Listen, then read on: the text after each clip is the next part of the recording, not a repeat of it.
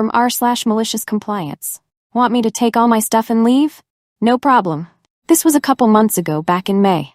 I had been living in an apartment with 3 other roommates for about 8 months. We are all women in our 20s. I barely interacted with my roommates. Just between our jobs and classes, we never saw each other.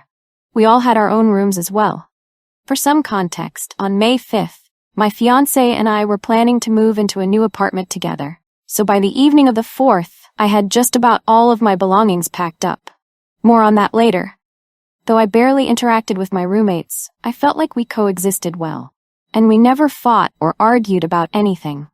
Except for some very minor instances with Vicky and Kara.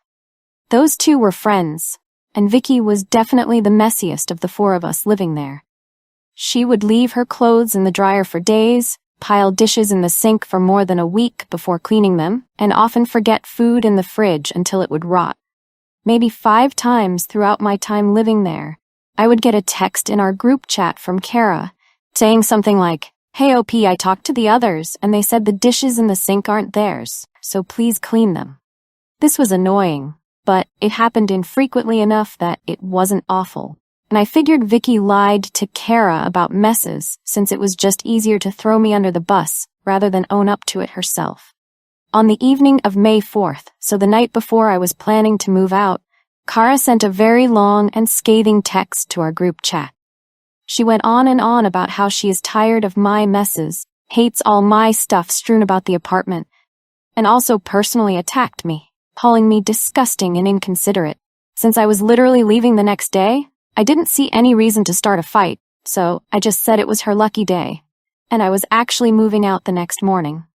She replied, "Whatever you say, just take all your stuff and leave." Now the malicious compliance. As I had mentioned earlier, I had packed most of my belongings already, but technically not everything. The 4 of us all moved into the apartment on about the same date, but I moved in a few days earlier than the others. This means I bought a lot of the communal items myself. I was planning to leave these out of kindness, despite them being worth around $400. However, once I got that text from Kara, I decided I would in fact take all of my stuff and leave. These communal items included all trash cans in the whole apartment, $100.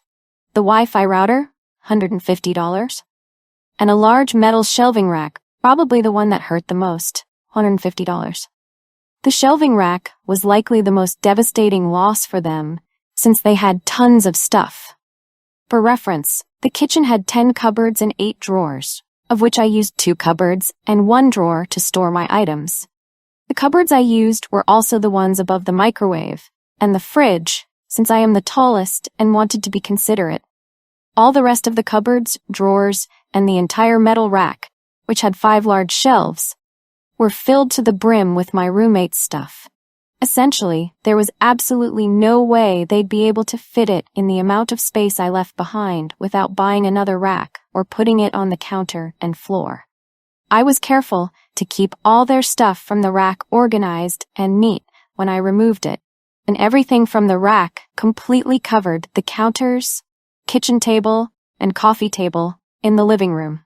I moved out peacefully with all my belongings the next day and have been happy in my new apartment with my fiancé.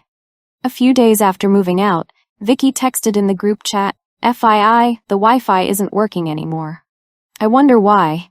I've wondered how long it took Kara to realize that it actually wasn't me who was making messes in the apartment.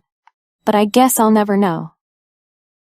Leave a like and a comment if you enjoyed this video, and subscribe to our channel to make sure that you don't miss any upcoming videos. Thank you for watching Reading Reddit.